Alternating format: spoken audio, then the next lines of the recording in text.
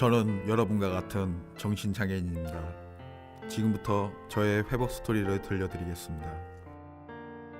제 시작은 이랬습니다. 저는 18년 전 군 장교로 복무하며 나라를 위해 충성하고 있었습니다.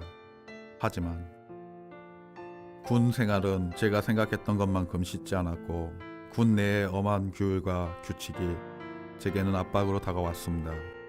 누가 마치 제 욕이라도 하는 것처럼, 누가 마치 저를 나가라고 하는 것처럼, 누가 마치 저를 미친놈이라고 하는 것처럼 저는 점점 이상해지고 있었습니다.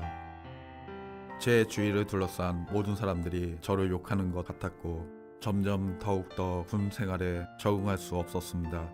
결국 견디지 못한 저는 조현병이라는 진단을 받으며 군 복무를 마감할 수밖에 없었습니다. 어찌 보면 인생의 절정기에서 절벽 밑으로 떨어진 것이었죠. 저녁 이후에도 계속되는 이상한 생각들은 저를 더욱더 힘들게 하였고 주변 사람들이 조작하여 정신병자로 몰고 갔다는 생각들이 점점 강해졌습니다.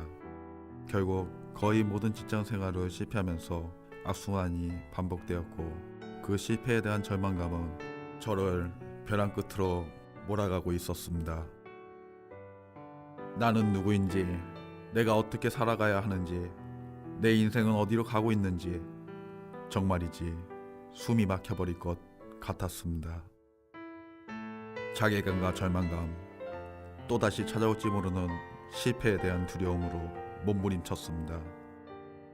벼랑 끝에 서 있는 저를 도와줄 수 있는 사람은 아무도 없다고 내 스스로도 나를 부정하며 외롭게 만들었습니다. 나는 철저히 혼자라고. 결국 점점 더 위험한 상황으로 몰고 가는 저를 발견하게 되었죠. 이런 저를 멈추기 위해서 가족들은 다시 병원으로 저를 데리고 갈 수밖에 없었습니다. 저는 또다시 병원 앞에 서 있는 저를 보게 된 순간 정말이지 머리가 하얘지는 느낌이었습니다. 어찌할 바를 몰랐습니다. 그 자리에 또다시 서다니요.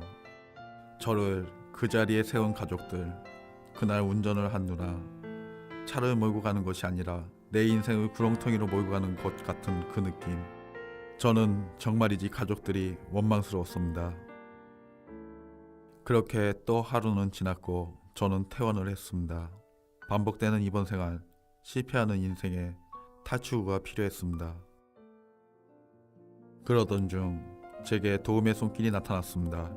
정신건강증진센터, 복지관, 지역사회. 제가 마음으로 안정을 취할 수 있도록 제게 필요한 것이 무엇인지 물어보고 일을 할 수 있도록 용기를 준 많은 분들이 있었습니다. 그리고 제 곁에는 언제나 가족들이 응원해주고 있었습니다.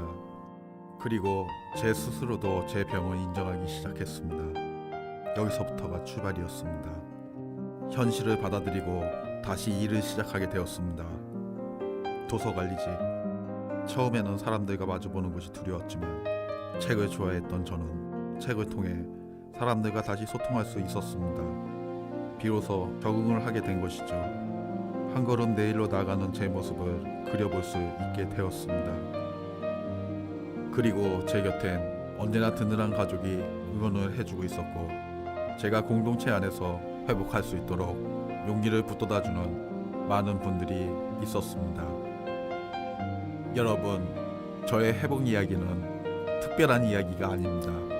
지금 여러분의 인생에도 한 번쯤 일어날 수 있는 흔한 이야기 중 하나죠. 제가 다시 제 아픔을 여러분에게 이야기해 드리는 것은 회복을 위한 또 하나의 제 노력일 것입니다.